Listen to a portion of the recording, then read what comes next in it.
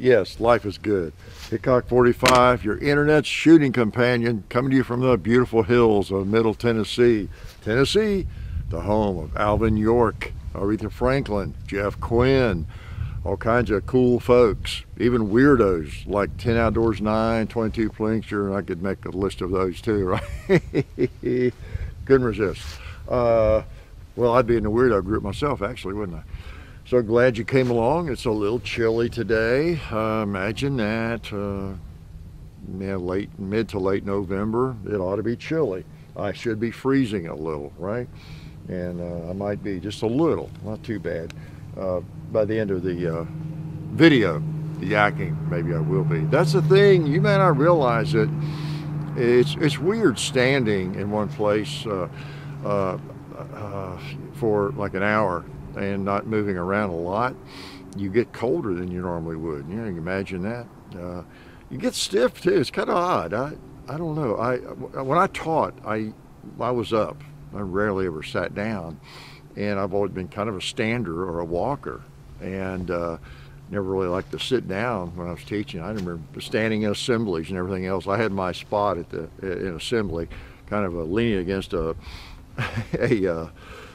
some of you, if you were in my classes or school, you might recall I was always up there in the back standing against it was like a theater, one of the concrete pillars. I would just stand there and lean up there, you know, during the whole assembly. It might be 30 minutes long. I just wouldn't sit down very often. And same teaching, really. I had a stool I'd sit in, and sometimes I'd get in a chair in the classroom. Had well, my desk chair had rollers on it, and I did like to get in that sometimes and just roll around. We had well, the last 13 years there was no carpet in the new building, and so you could roll, oh man, really easily just around. So I'd have a little fun with that, roll around and get up right in students' faces. I'd even roll down the aisle sometime. We'd be talking about a novel or whatever. What do you think, Rachel? Be right in her face and roll back out. Just having fun with it. But I've always been more of a stander, and so I don't know, it's weird. When I finish these, sometimes I'm like, oh, okay, I've been over to pick up my draw. Oh man, am I stiff? It's really odd, especially if it's cold. I'm not used to that. So anyway, enough on that. Glad that you're out here. I'm glad I'm out here. I'm glad we're all out here or in here or somewhere. It's good to see you. Hope you had a good week, and I've had a pretty good week. And we'll talk a little bit about that. We'll talk about your week. Yeah, this shouldn't just all be about me. Some of it should be about you, Ralph, Rachel, Mary Lou, Bill.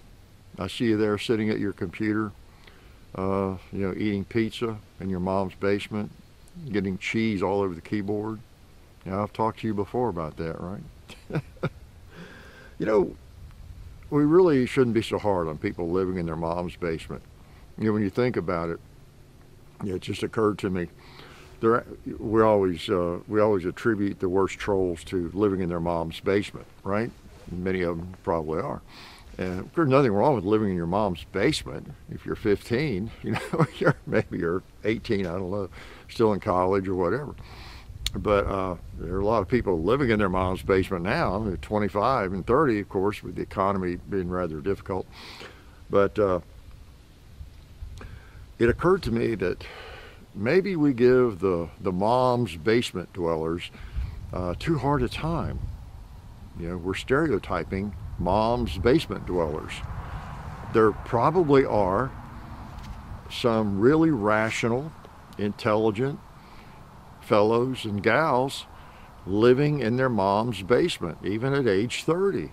There's probably somebody 30 years old, 35 years old, living in his mom's basement who has never been a troll on the internet. Yeah, you ever thought about that? It could be. It really could be. So maybe change that image. There are probably some people who are not trolls living in their mom's basement. Just something to think about, okay? Might be hard to imagine, but you know, give people credit until they prove otherwise, right? So what we're going to talk about, I have no idea. Well, a couple of things. Welcome the folks at the weekly, at the Sportsman's Club in, was it Middle yeah, Middletown, Ohio, I think. I know you guys always tune in, leave a comment. Appreciate you watching. Appreciate everybody watching. And I don't know why, if you guys have kind of a group there, you know, you're really hard up for entertainment, something to do. You're watching me, watching these, right? You are. But hey, appreciate it. Appreciate it. Take what we can get. Not very entertaining, not very slick, but we're glad. And I have complimented you all, the whole audience, everybody. I've complimented you all many times over the years in vlogs, things like this, sincerely, being sincere about it, of course. That you know, the fact that you don't have to have something so slick. You know, now obviously these are not very slick, and even our regular videos, gun videos, are not very slick, but that we have so many followers that are not desperate for you know, drama, you know, and glitz and stuff all the time. You know, just kind of what we do, and that has been the beauty of what we do, John and I do, from our perspective. It's just been great that we have gotten a large enough audience to have a lot of fun with it, make a living and all that kind of thing, and be able to do what we want to do with it. Without that, I mean, that's I mean, it's underrated, you know, to just come out and be ourselves. That's the ultimate. And as I've mentioned before, and you all know, most of you, that we got into this kind of just kind of wandered into it. You know, I've lived here a long time. I've been shooting around here doing this kind of stuff a long time, and just brought a camera out and say, oh, just share some of it. I know a little bit about guns, and share it with some people and have some fun. No knowledge that there would ever be a penny, you know, just expense. You know, bought a lot of ammo, and you know, from the very beginning, you know, for almost a year before we got an email from Google or YouTube wanting to know if we wanted to be partners. I didn't know what that meant.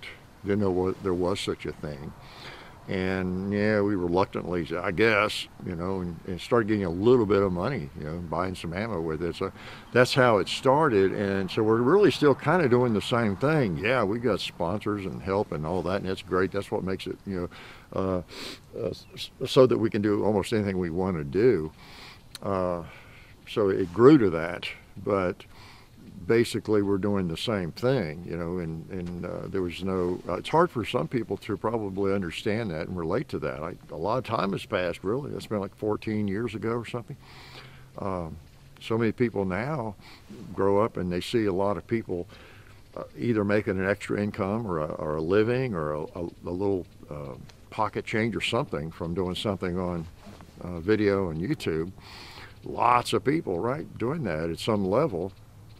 And that's kind of a lot of the motivation for getting into it and doing it. Hey, I could do this, I could make this, I bet I could get this many views, or maybe I could get this many subscribers. And they're, you know, fighting for ideas and what they could do to make a part-time job out of it, or a full-time job, or, you know, whatever, which is understandable. It's a great way to make a living, you know, just being a dummy on the camera, right, like me. But anyway, that's something that, not to pat myself on the back, ourselves on the back, I take a little bit of pride in that, though, knowing that there, or just not to demean anybody for doing it for different motivations from the beginning. Duh, I'd probably be doing the same thing. But if I just woke up yesterday and found out about YouTube, hey, I got some guns I can shoot. I like to shoot. I've got a place to do it. Let's see if we can put some of this on the air and maybe make a little income. I don't know. So, but it was just genuinely, let's do this. Sounds like full of fun. Make a few videos and share some of the firearms I have. I have some pretty cool firearms, even at that time, and what little knowledge I might have, and, you know, do a little little safety video or two, stuff like that. And so that's kind of how we got into it. For anybody that's new and doesn't know that. And so it's weird. It's been so long ago, I forget about how that all happened almost. I need to write a book. I might do it. What else? Let me shoot this. Look what I've got. Did you notice the AR-15? pretty cool, huh? One of those evil ARs. And this, I've had this one a long time. And we finally got around doing a video with it yesterday, so it's still dirty. And I thought, well, let's shoot this thing some more. Didn't shoot it enough in the video. It's the LWRC, and it's the IC SPR model, and 5.56. And I said in the video, I think I brought it out during a Sunday video at some point, and I think I might have. Do y'all remember? It's been a while if I did, but maybe it was right after I got it, because it's been a year ago. I don't know that I bought it, and just now getting around doing a video with it. But as I was saying in the video, this is the one I brought out. I brought out several and just kind of grabbed one when Tucker Carlson was down to do the thing for Fox Nation, everything. And that was, wow, that's coming up on a year before you know it. When was that, January or February of this year? And I just grabbed several. I wasn't sure what he wanted to do exactly. And this is the one that ended up on the table. I really thought I had the BCM out or one of the others over on the table, but it was this one. And I remember I didn't even, he kind of pointed out, I remember he was standing, I don't guess it was on film, but he was looking at it, and he's an LWRC, yeah, this is my rifle. I've got this exact rifle. And at that point, I think, is when I realized, oh, I brought the LWRC. I didn't really mean to bring a piston gun out, but it really wasn't about what makes AR-15 work. And that you saw, hopefully, that video they did on Fox Nation. It was more about the right to own an AR-15 and how they're used. I know, so it turned out, I thought, pretty well, pretty good. A great piece of video for the cause, no doubt about it. No doubt about it, and boy, especially with his huge audience. So that was good. But anyway, that's the one that he was shooting in the video. And did I shoot in the video? I guess I did. I don't know. So can I shoot it again? I think I have a few more bullets left in that magazine. Okay, 5.56. All right, let's pop off the safety and pop a 2-liter or something here. Avoid that steel. Oh man, and I don't want to blow the target down this week. But you know what? There's a lot of blast from from this. I'm going to back up a little bit. Maybe I'll save the target. There we go. Okay. I got a couple of holes in it without blowing it over. Uh-oh.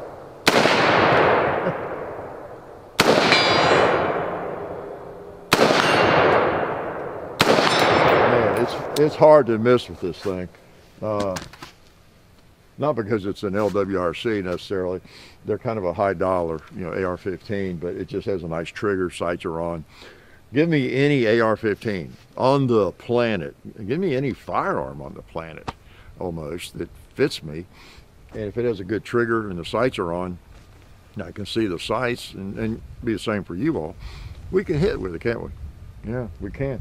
And the AR, the thing that makes them, well, lots of things make them really nice are the fact that in 5.56 especially, so little recoil, almost no recoil, right? Adjustable stock, adjustable sights, everything is so modular, and you can get it to fit you. And if you can't shoot an AR-15 well, because they just fit like a glove, right? Woo!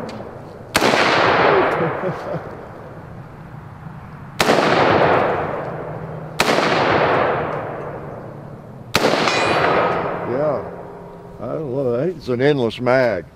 Let me just pump the hill over there. I knew it was about empty. Had to be. Ambidextrous. Yep, she's empty. This is the IC for individual carbine, SPR, special purpose rifle. Okay, piston, short stroke piston, and all that. The twisted barrel, I twisted it. I was trying to get the muzzle brake off, and I twisted too much. You see how it messed up the barrel. That was a joke. I keep using that joke. I can't resist it. Those twisted barrels like that are so unique and kind of interesting. So every time I get one out in the video, I make the same lame jokes. I'm sorry, I apologize. And some people probably fall for it every time, right? So I also had my knife out, by the way. I was doing a little hacking. My Trailmaster cold steel I've had. Bought this in the 80s. Yeah, it's been a nice one. I mean, they're just great. The old carbon 5 steel was it? And not too heavy, just perfect size for a Bowie knife. Jim Bowie would have been happy to carry that. I'm sure he might have carried it, who knows. So anyway, John's Comedy, don't forget he'll be at Laughs in Tucson hosting 2 nights, December 10th and December the 11th. If you're in the area, get out there and make fun of him, okay? Maybe laugh at him. So that'll be and of course, Ballistol and Talon grips. Use them every day. You've seen the video we did yesterday. It looked like an infomercial for Talon grips, but it's just natural the way it is. And I've done some muzzle loading stuff lately, quite a bit. Some of those look like infomercials almost, I guess, for Ballistol, because I use both of those products so much. But just not intentional, just the way I do things. I was going to make a point about this and I forgot what it was. Probably didn't matter, did it? But anyway, this is a nice rifle. I enjoy shooting it. A great rifle. So since it's cold, I won't take but about 15 minutes today. I've probably already taken 15 minutes. What else was I going to talk about? Well, you know, there's a lot going on this week, and I think, oh man, a couple of different trials, right? You've seen, and I'm not going to get into the politics too much of it and all of that. You'll see a lot of that. I think it's I'll just say it's pretty clear in various cases when you watch, if you watch what happens in the courtroom, if you're in the jury, if you're in the courtroom. That's when you find out what actually has happened, right? With any court case. Think about all the court cases. As soon as something happens, as soon as somebody's accused of something, you might be accused of something sometime, and it's big enough that it hits the news or whatever it is, or you're famous enough it hits the news, and what's the media going to do? They're going to grab their most dramatic aspect of it. And whether it's true or not, it doesn't matter. They're looking for views, right? They're looking for views. And boy, it's just unfortunate for you or me if the juiciest news to throw on the air is something that's just really derogatory about you or me or whatever, you know.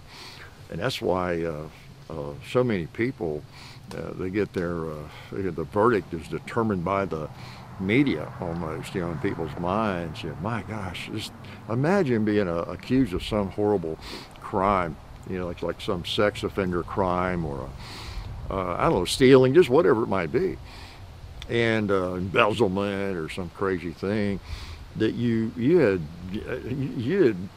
do it. You're totally innocent. But if you're a famous person, or the media can make some hay out of that and get some eyeballs on their article, they'll do it, won't they? And the trial doesn't even come up for 6 months or a year later, and then you have a jury and you have attorneys. All the evidence has been sifted through, and video and witnesses question, all that kind of thing in court. And then we find out, oh, okay, well, so Mr. Jones wasn't even there, if we come to find, or he could not have done it or something, And by then, of course, for a whole year, everybody that watches the crazy media has been thinking that you've been this awful person or whatever. So, and I'm not really alluding to any of the specific cases this week. I'm just saying nobody knows what has really happened until we actually see the evidence. And then only if we look at it with a logical mind, and we're not so driven by agendas one way or the other, that we can actually evaluate the evidence, right? Because, oh my gosh, everybody has a crazy agenda these days, it seems like. But I'll tell you what, The if you've been alive and awake and watching any of this week, this should be a real eye-opener, wake-up call in a lot of ways. But as firearms people, and many of whom carry a firearm, for defense, I mean, think about the carry permits in this country. How many people have carry permits? What's the number now? My gosh, seemed like it was 20 million years ago. I don't know how many people have a carry. Well, you don't even have to have a carry permit in a lot of states with constitutional carry. So the number of people who carry a firearm in this country, or even have one in the car or in the home, whatever, for defense, it's an enormous. How many millions and millions and millions? Maybe it's 100 million. I don't know. But it's a lesson to all of us. It's a reminder to all of us how critical it is, and how much responsibility we take upon ourselves. Okay, and 99% of us know that, and we don't do it because we're macho. Oh boy, somebody messes with me, I'm gonna blow them away. That is the people who think like that are pretty much obsolete. They're Neanderthals like that are pretty much not around anymore, I think. But still, you could act in what you consider to be a very logical and measured, a deliberate way to save your life, or to save your family's life, or whatever. And you still are going to be raked over the coals in court, right? Have you noticed the excruciating detail? The excruciating, painful detail to which either side is going to go in dissecting and analyzing what you did in 2 seconds. Is going to be blown up in slow motion and everything else, and so just be aware of that. It's a lesson to everybody. It's a lesson to everybody. And I know Moss Ayub and others have been criticized sometimes because over the years, decades, I've read all of Moss's books, I think, and a lot of material on the legalities, of carrying a gun and what happens in the aftermath and that kind of thing. And there's lots of videos on that, lots of books on it. And you don't want to be macho about that either, because I've seen so many people react negatively to that. Like, if someone even brings up the fact that maybe you should think before you carry a 10 millimeter, or before you strap on that Desert Eagle, how that's going to look in court, even if you were in a justified shooting. Maybe you want to think about that. It doesn't matter if it's a righteous shooting and all that kind of thing. Well, yeah, maybe not. Just be aware, though, and if you haven't learned that this week and had a major lesson in it, reminder that every aspect of that incident in your life is going to be put under a microscope. You've seen it happening. I mean, it is. It's going to happen. Maybe in a trial where you were, maybe it's not cut and dried, and you're charged, and you have an agenda-driven prosecuting attorney, or whatever, because a lot of them are politically motivated.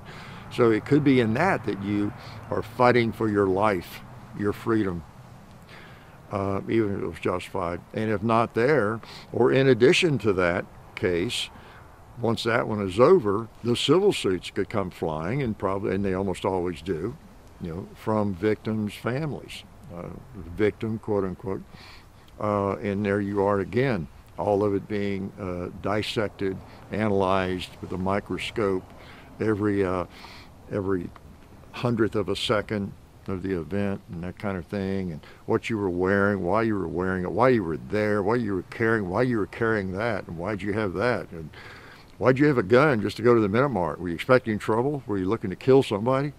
I mean, you've seen it. Just be aware of that. We have to be aware of that. As somebody has said, you've got two major events you have to defend yourself against. The court case, the original court case, or actually the actual event, if you're trying to save your life, and then in court.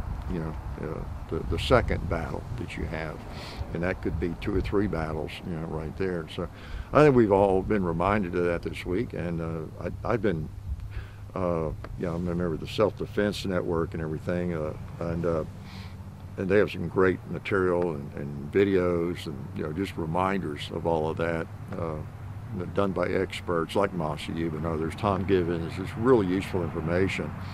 And if you took the carry class, you probably saw that video. Well, there's probably a different one now, or different ones, of the attorney speaking for 30 minutes or 45 minutes. Maybe you thought it was boring, but you know, it's a pretty scary lecture on how liable that you are if you carry a firearm legally. You know, what kinds of things to avoid, and all that. So anyway, just there's a lot of lessons to learn from that, I think, and aside from the political lessons and how divided the country is, and how we might need to be looking at the jury system and what it takes to get a jury of your peers, and you know, and get a fair trial and all that. That's a whole nother issue.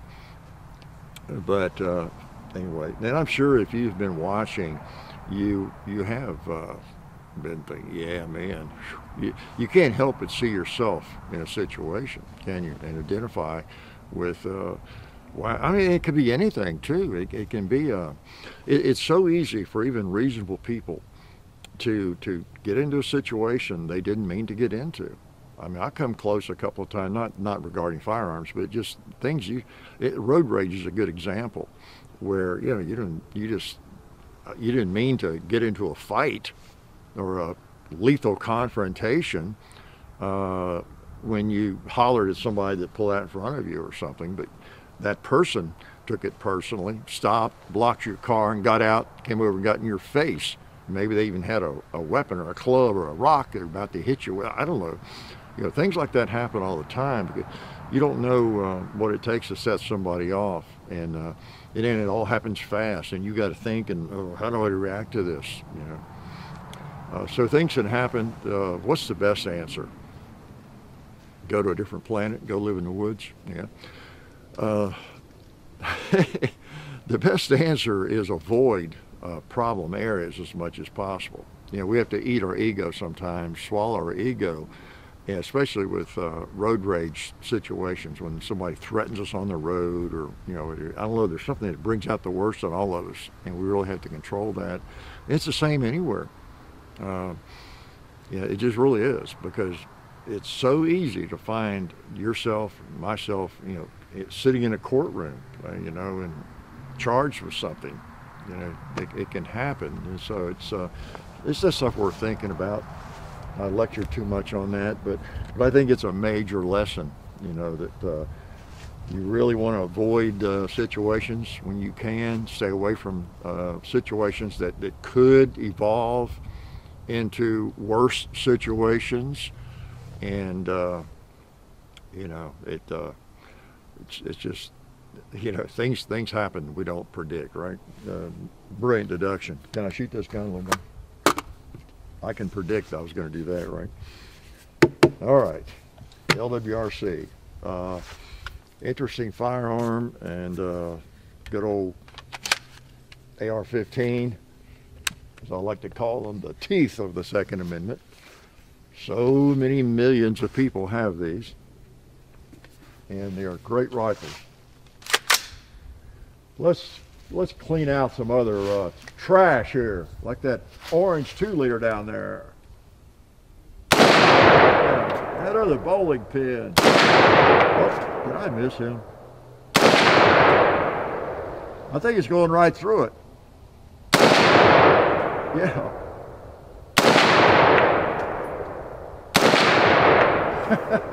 It really is. I see him moving.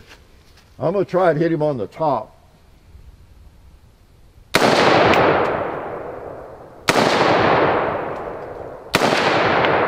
Well,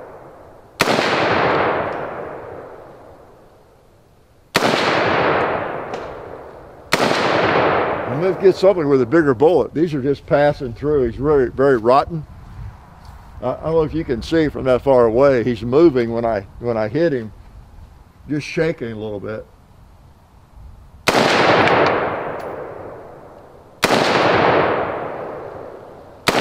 There we go. I got him high enough on the very top.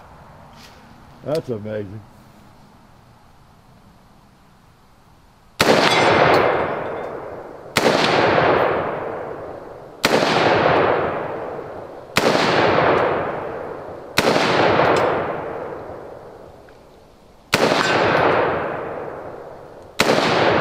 Sweet.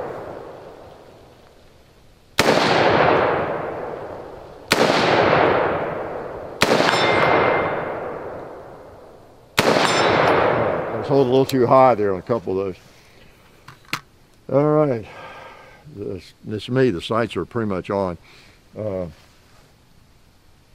Yeah, we noticed yesterday in the video, I told John after we finished, with this one you take kind of a 6 o'clock hold, and I think I have most of my ARs right on, shooting like my Glocks pretty much. I don't mind a 6 o'clock hold. I kind of grew up with a 6 o'clock hold. That means holding on the bottom of the target that you want to hit where the 6 is. Somebody was saying, what's that mean? Well, the old clock face, you know, look it up. There's probably one in the dictionary. The 6 is at the bottom. But I don't know, with ARs, I tend to have gravitated towards wanting it to hit just right at about 100 yards, just to hit right where I'm holding the sights. Okay, I've kind of gotten over the 6 o'clock hold, I think, at least with really flat shooting ARs and that kind of thing. So, yeah, so much for that. But, okay, youngster advice, before I get too cold. I guess that was kind of my advice for youngsters in a lot of ways, what I was talking about. Yeah, just be really, really careful, judicious about jumping into a situation that could go south, you know, because it could, and not even to be your fault. It's easy to get into a situation where put ourselves in an environment where there's just a higher chance that we could be in a weird confrontation, you know, that we don't really want to be involved in, where we have to make, that's the whole thing, avoidance. I don't want to be in a situation where I have to decide something that involves like life and death or a serious confrontation. I don't want to have to be in a situation like that. Now, if I am, I'll deal with it. I think like you all, most of you all, probably all of you all, you'd rather just not even be in that situation if you can avoid it, right? It's like avoiding the wrong side of town at midnight or at 10 o'clock at night or 3 in the morning or whatever. There are situations we all can put ourselves in where the chances of something happening is just increases a little bit. So anyway, to young people, just avoid those kinds of things, you know, if you possibly can. And you can't measure.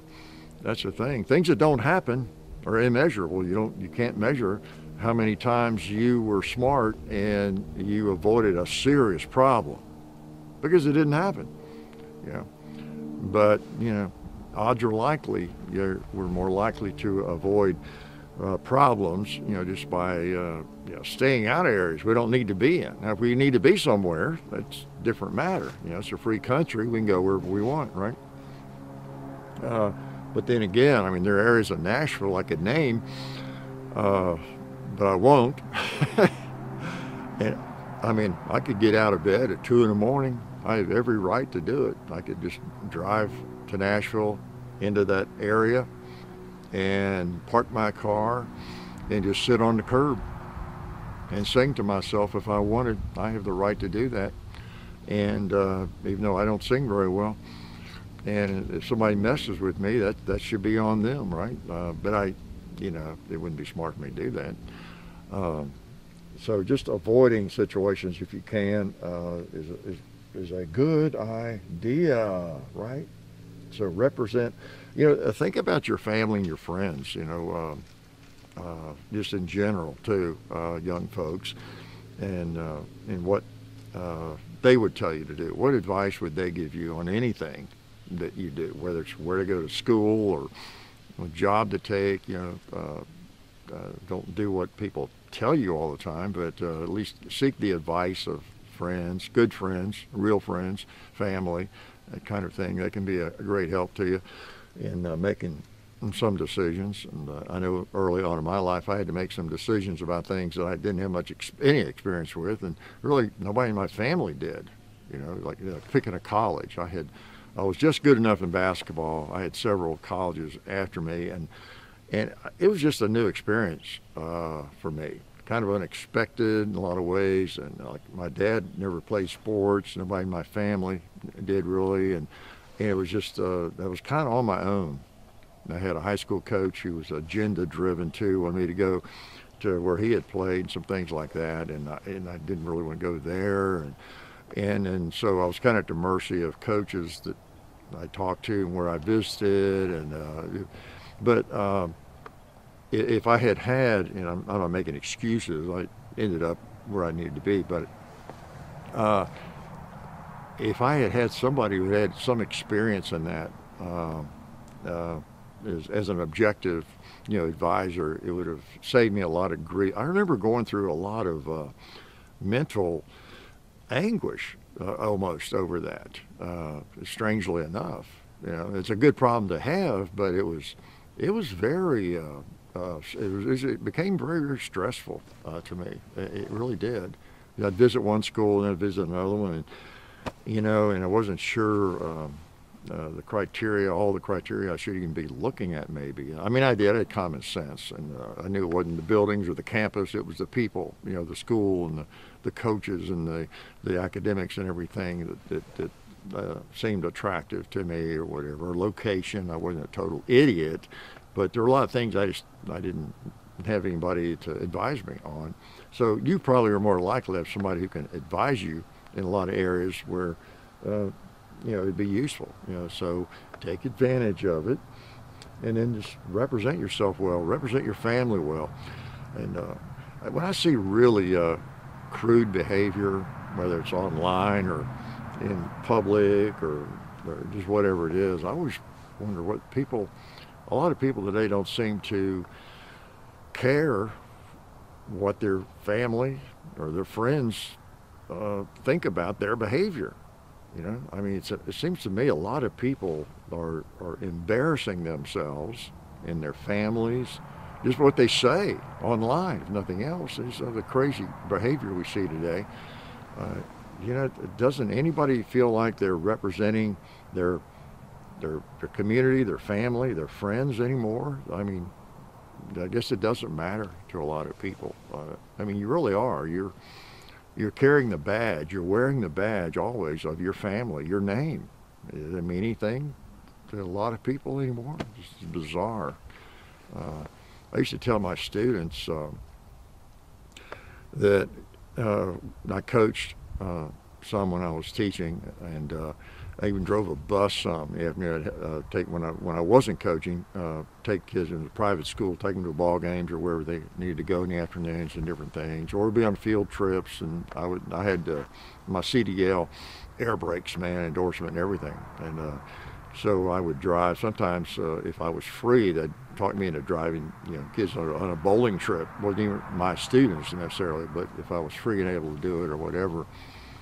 But I would tell students that, especially I was coaching or whatever I was going to do, and we were going out somewhere, maybe just for the afternoon or maybe on a 2-day trip or something, but that say, listen, you all, I'd sit them down quite often on these kinds of occasions and say, now, you get a bunch of students together, obviously, and you're out and you're doing something, and you're a bunch of middle schoolers especially can be kind of crazy, right? So I would tell them that you can misbehave when you're here, and if we're allowing it, okay? You can be crazy. We know you. You know us. You know what we allow and everything. You're in a safe environment. And you can be goofy and you can be silly and you can talk loud if it's appropriate and, for whatever's going on, all that. But so when we go off campus, many of you are wearing a school shirt. The bus has a school name on the side. I said, when we leave this campus, we drive off this campus, we're all representing this school. You know, that's the brand, you know.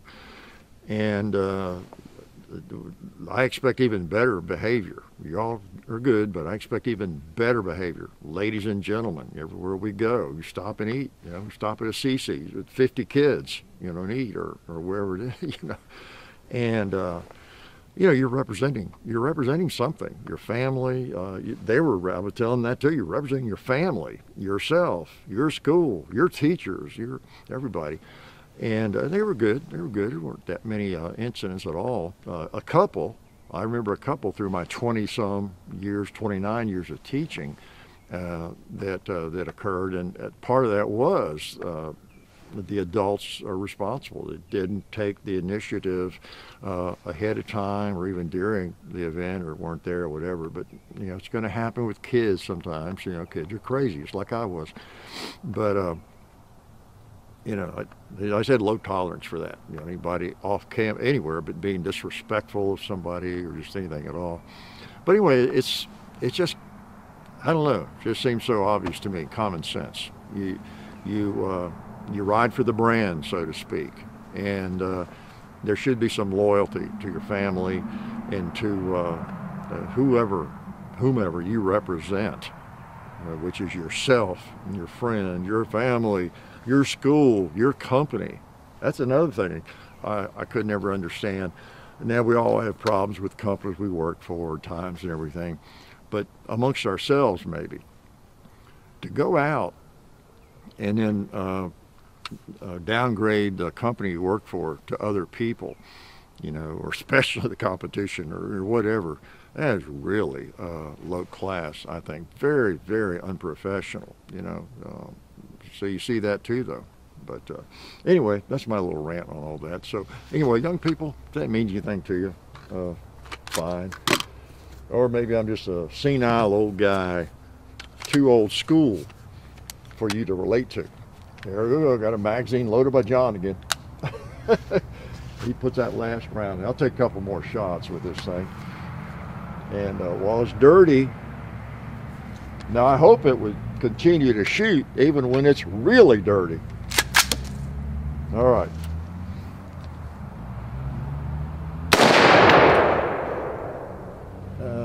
I guess I should put one on the gong. Have I done that yet?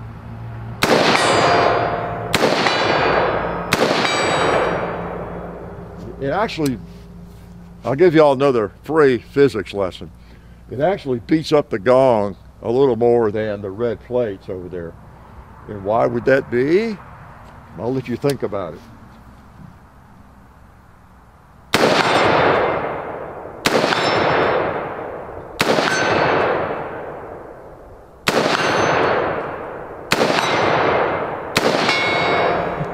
While I pop them off. At least I think it does. The gong is about the same thickness as those smaller plates, but it's big and it's heavy. Okay, another free lesson. When something is bigger like that, when a piece of steel is bigger than a small piece of steel, it's heavier than the small piece of steel. And so it doesn't give really. You know, a 5.56 doesn't really move the gong much. So there's no give, you know, whatsoever. And but on their steel plates, you can see them kind of moving, swinging. So some of that impact is absorbed. It just moves, gives a little bit. So I don't think it hurts them quite as much. Although it's okay. You know, if you have to replace them every year or two, that's fine. It's the price of doing business, price of being able to shoot at something, you know, safely on the hill. Same with the other range. We can't put steel plates at like I don't know what's is best recommended for AR-500 steel. I think it's like 100 yards at least, or 150 yards, you know, to keep from doing too much damage. But I can't quite get 100 yards safely, unless it's 230 yards. You know, we shoot across the hill sometimes.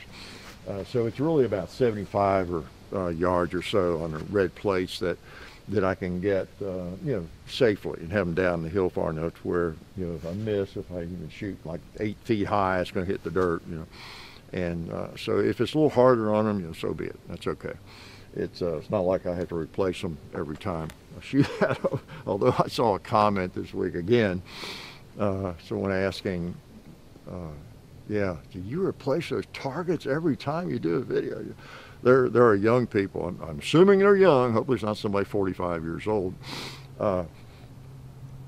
There are some people who don't realize, I guess, I'm not sure what they think. I'm not sure what they think.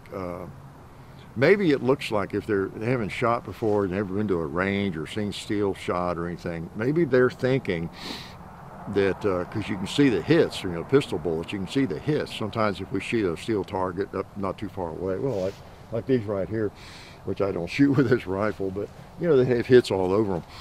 I would assume, trying to give them the benefit of the doubt, people who make those comments, that those hits, the lead you can see on there, there's a lot of damage maybe done in connection with that. It's not just the coloring, the discoloring, or the lead coating on the target. Okay, they don't see them up close and realize that target's not damaged at all from a pistol bullet.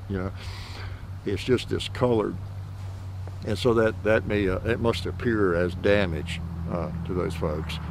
And then when I go there and hit them with a spray can, and of course they look like new. So in the next video, and they see them again, I guess they think, well, they must have replaced those things. So, but anyway, yeah, it's just a spray can that takes care of that. But now the ones out there, maybe I'll bring one in and show it up close one Sunday, and you can see the dimples. They're very, very minor. They're not very deep at all, but they are dimpled a little bit from shooting at them with high-powered rifles, just as these would be. But it would not be safe to shoot these with a high-powered rifle. A pistol caliber carbine wouldn't matter. If I do that, it's like shooting a pistol. Imagine that with a little more velocity. So anyway, I like a variety of targets, as I've said, from before you all started coming around 14 years ago or so. I just always liked this. Why I had the gong. And other targets. It's just fun to shoot a variety of sizes of targets. I've got the AR out. It would not be a lot of fun maybe to pump targets here real close with this thing. You couldn't miss, although it is fun with a pistol caliber rifle and a carbine to shoot anything.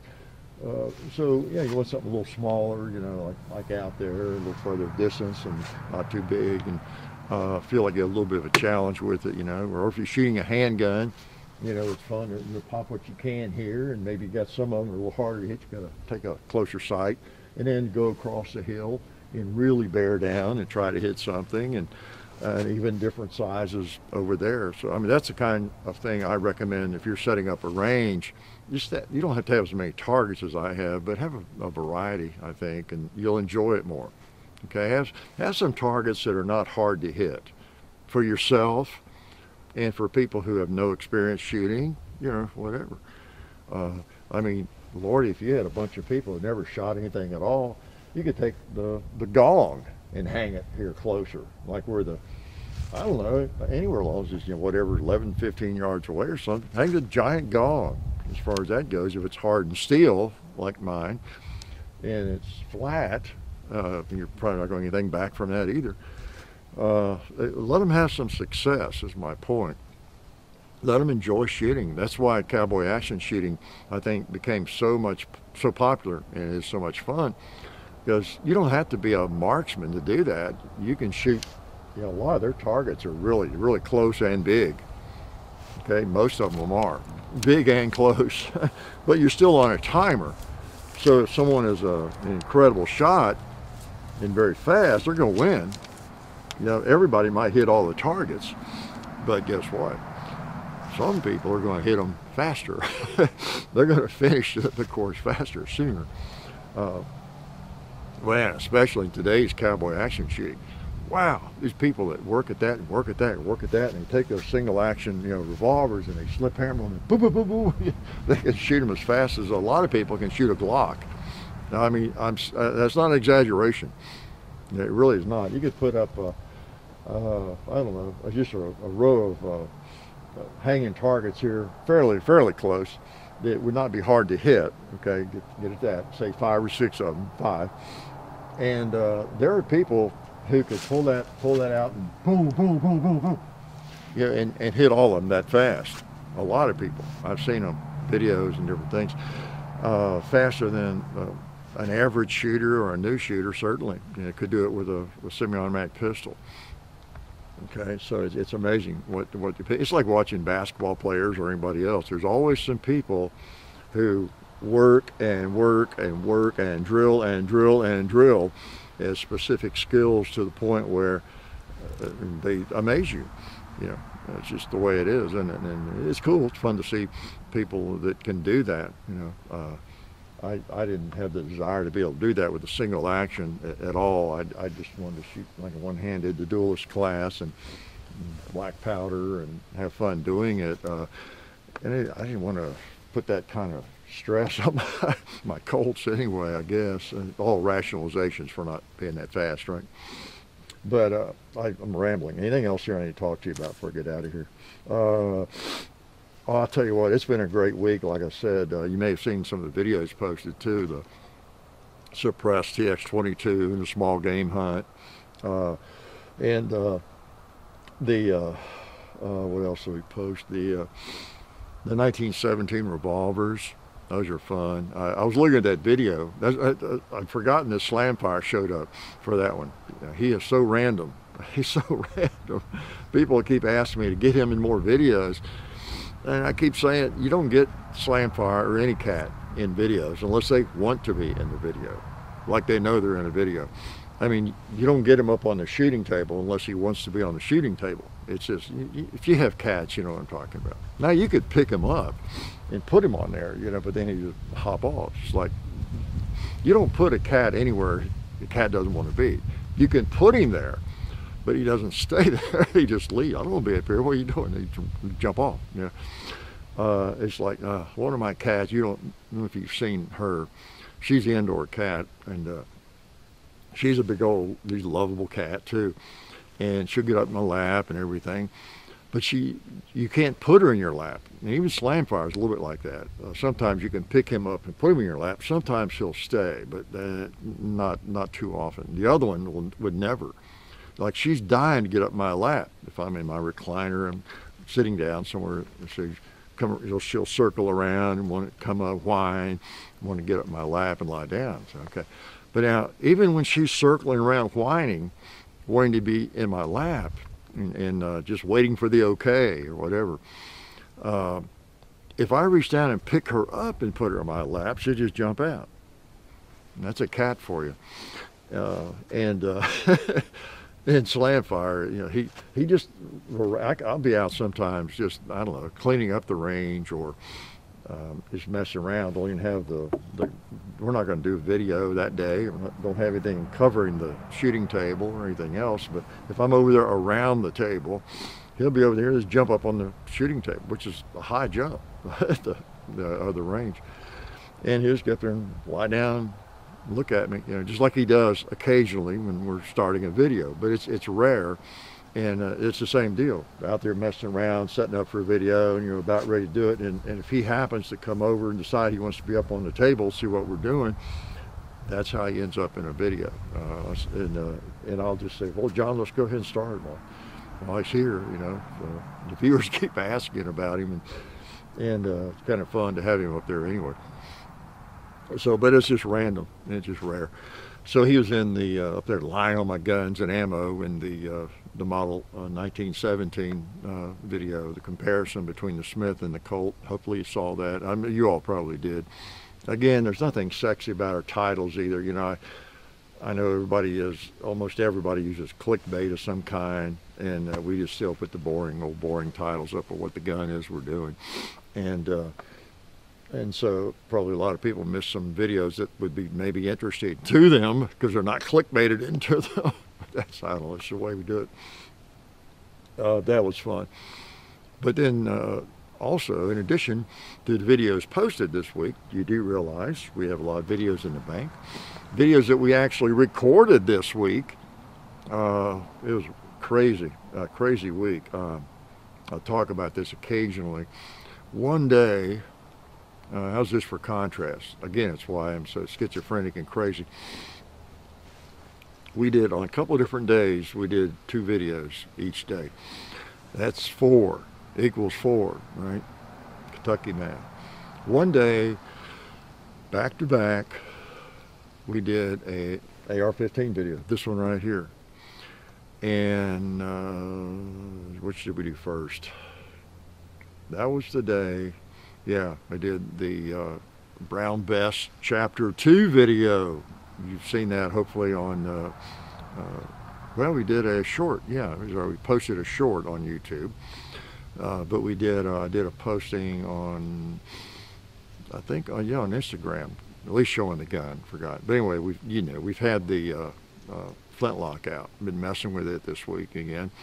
Decided to get back into that and try that thing, get it to work. I changed flints out a couple times, been messing with it. They're kind of fun, I have to say. The flintlock is growing on me. I bought that thing, or the first video we did was in 2009. Can you believe that? And then just now doing a Chapter 2. Wanted to get right on that. A beautiful rifle, or smoothbore, but a beautiful firearm. How's that? Even if it's not totally historical, it's beautiful. It's a neat. Gosh, it's beautiful. Pedersoli. But anyway, so we did the flintlock, Brown Bess, and then cleaned up, and then did AR-15 video. Now, how's that for a contrast? Maybe one of the highest, I don't know about highest tech, is there such a thing, but you know, one of the newest, coolest, maybe most innovative. I mean, who else can twist a barrel? You know, AR-15s on the market right after doing a flintlock, you know. And then the next day, what was it? Oh yeah, a little bit of a contrast too. Did a single action video, a Cimarron, Huckleberry, and 45 Colt, and then cleaned up and then did a video on a bunch of Glocks. The last Glock I'd ever sell. You've been asking about that one, and I did it. Okay, so it's been an interesting week, and all that just illustrates the contrast and the variety of firearms that are out there that are fun. And I enjoyed doing all 4 of those videos. I'd say almost equally, you know. It's not like, oh gosh, let's get this black powder thing done so we can get to the real stuff, you know. And likewise, it wasn't like a lot of fun with the black powder and the flintlock and okay, that was fun. Let's do the stupid AR-15. None of that. I enjoy them all, you know, equally and just different ways. As I say so often, it was just like when I was in college with all the supermodels chasing me around. I enjoy being chased around by the redheads, the blondes, the brunettes, you know, equally.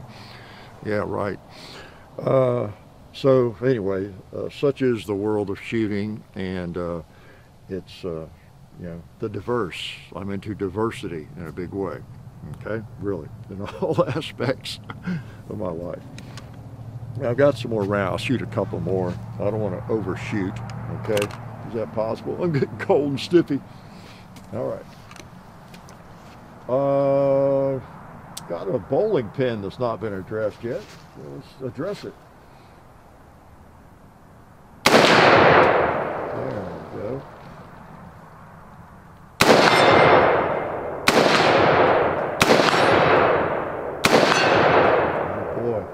Tell you what, I like it. I like it. Oh man, let's hit this guy. Now this guy's about hollow too, I think.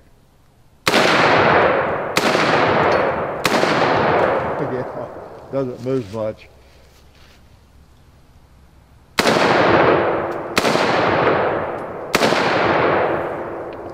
If you can hear the propane tank ringing, it's definitely not going to knock it over.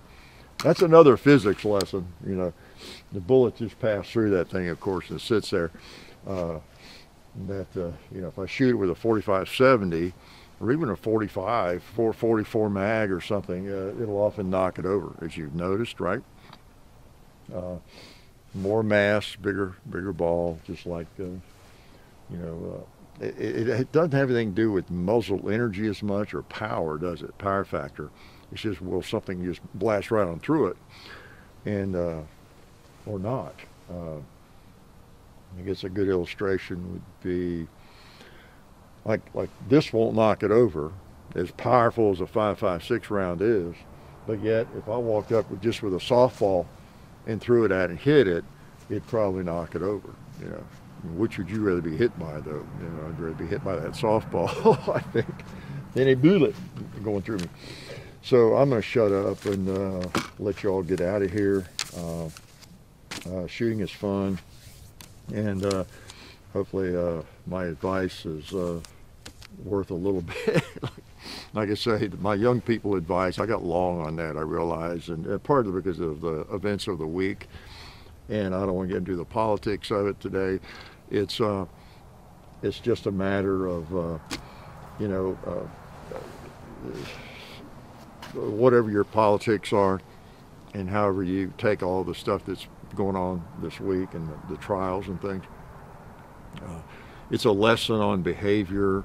You know, I think that's one of the most valuable lessons we can take from it. How we just want to be aware of what we're doing, you know, and make sure we're in the right, and then do it and take the consequences, you know, and you know, we just have to live with it. You know, we all, you know, things don't always go right. They don't always go our way. Even if it's something we should be involved in, we should act, and it may not go our way, but you know, we got to do what we think is right. So, but we do want to think about how quickly things can turn to you know what, you know. And in today's world, excuse me, in today's world too, it's such a crazy upside down world. You don't know how things are going to turn out, you know. When you do the right thing, you just don't know what will become of it or of you or me, even if we do the right thing, you know. If the Twitter mob or the crazy mob comes after us, the wokesters or whatever, it's just we're in a crazy place right now. I do think the pendulum is swinging back, but we're still in kind of a crazy place, aren't we? But we'll get through it. We'll get through it, and we all carve out our own lives, and we make the best of that. That's where it really counts, anyway. Family, friends, you know, your life, your career, what you're doing, and maybe that's part of the problem. There's too many people that are not focused enough on their own business, their own family, their own friends, their career. They're focused on everything else out there. And what I'm doing, what you're doing, trying to manipulate all of us or dictate what we do. People should just be more focused on their own lives, you know, maybe. So I've been way too philosophical today. I'm sorry, I apologize. Next week, I am just going to shoot and throw knives, maybe. Maybe I'll throw my Bowie knife, okay? I've gotten a lot of use out of that thing, I tell you what. That has been such a useful knife. You know, it's just big enough to hack off, you know, most little limbs that are in the way, clearing trails, that kind of thing, and good little toad sticker. I have not stuck a toad. That's just it's something we call these things. I don't stick toads. Why would you stick a toad? Who eats toad frogs? Where'd that come from? Maybe it comes from frog gigging, you know, because people do eat frogs and frog legs. Well, frog legs at least. And so maybe that's just, I don't think anybody eats toad legs though, do they? So let me put that back in the sheath before I cut myself. I shouldn't be handling dangerous things like this, right? Could be hurt. So I'll talk to y'all next week. Wow, have I rambled today? I am sorry. So, stay in touch. I'll see you next week.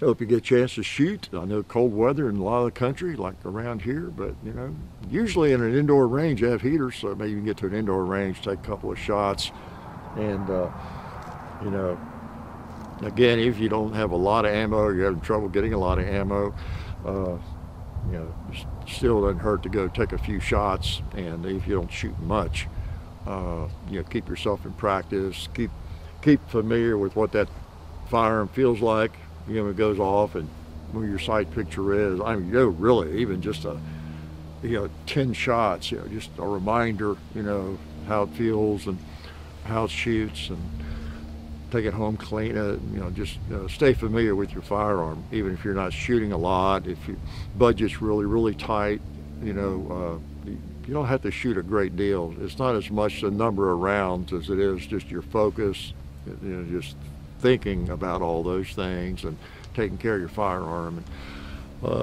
you know, mindset, whole 9 yards. So I gotta let you go because I'm talking too much. Yeah, I can tell when it goes for 3 hours, that's too much. I'll see y'all next week. Life is good.